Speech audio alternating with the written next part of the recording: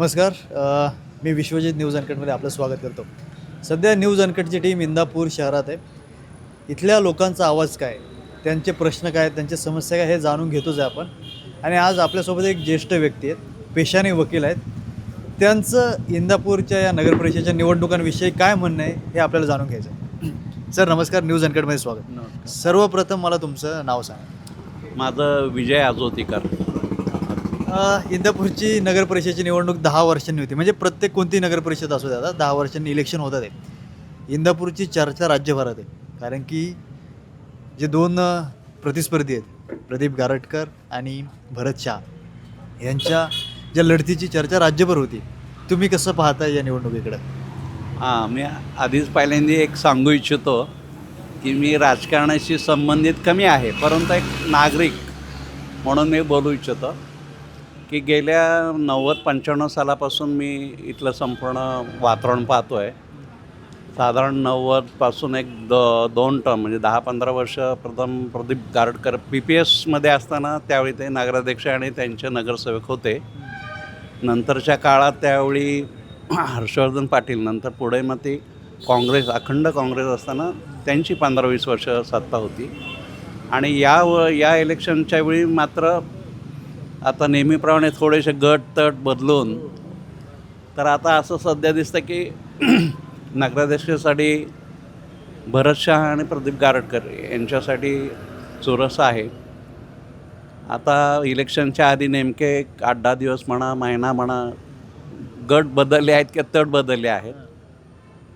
तर राष्ट्रवादीतर्फे बर्णे मामा आहेत, इथले जगदाळे मामा आहेत, नंतर इथले काही स्थानिक आहेत, अरविंद वगैरे, असं त्यांचं राष्ट्रवादीचं घड्याळ या चिन्हावर इलेक्शन आहे, निवडणूक लढवत आहेत. आणि प्रदीपदादांकडून हर्षवर्धन पाटील आहेत, प्रवीण माने आहेत. तर असं संपूर्ण या इलेक्शनमध्ये चित्र बदललेलं आहे. लढत चुरशीची आहे, निश्चितच चुरशीची आहे.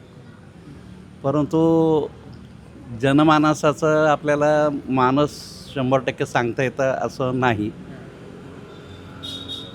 कारण ह्याच्यात एवढं सांगू इच्छितो की काय ठराविक वॉर्ड, जनरली मतं खरं लोकांची, नागरिकांची फिक्स असतात. तर काही एक 3-4 वॉर्ड असे आहेत की ते काँग्रेस प्रो असे आहेत, आणि 4-5 वॉर्ड असे आहेत की काँग्रेस अगेन्स्ट असं पूर्वीपासून चिन्ह आहे. आता नवीन तुम्ही नाव त्याला काही द्या किंवा त्यांचे कुठल्या पक्षातर्फे आहे, कुठल्या आघाडीतर्फे आहे, याचा विचार करता चुरशीची आहे एवढं निश्चित सांगतो.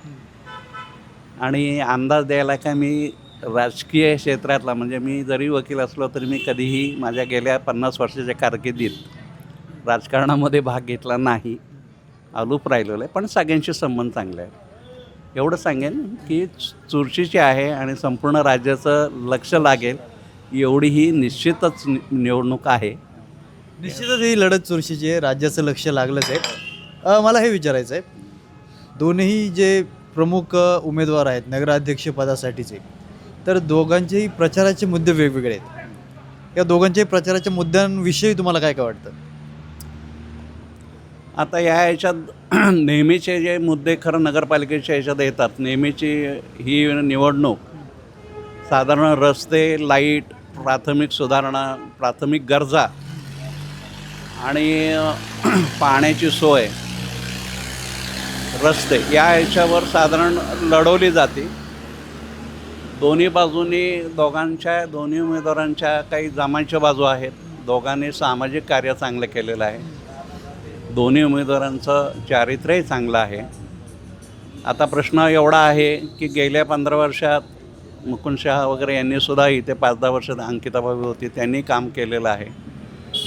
गेली 5-10 वर्षात नगरपालिकेला स्वच्छ नगरपालिका म्हणून बक्षीसही मिळालेली आहे. तर वैयक्तिक मी एवढं सांगेन त्यांचं कार्य आहे.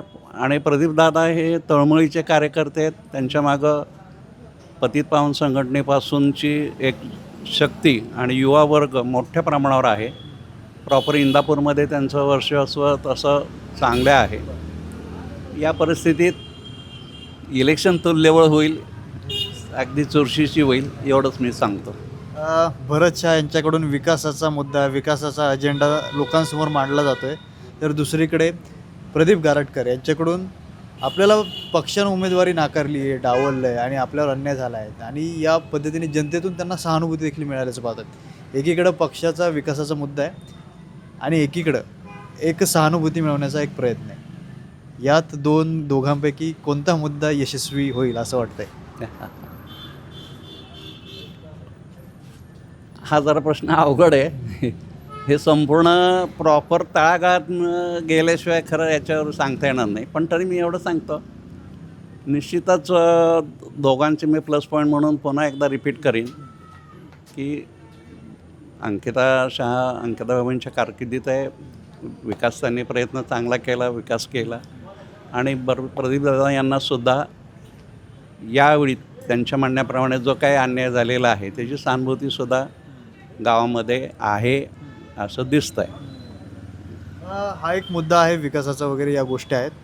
एक मी तुमच्याकडे एक सामान्य नागरिक म्हणून पाहतोय, तुम्ही देखील एक सामान्य नागरिक म्हणून, एक मतदार म्हणून एक मतं मांडतात, बरोबर?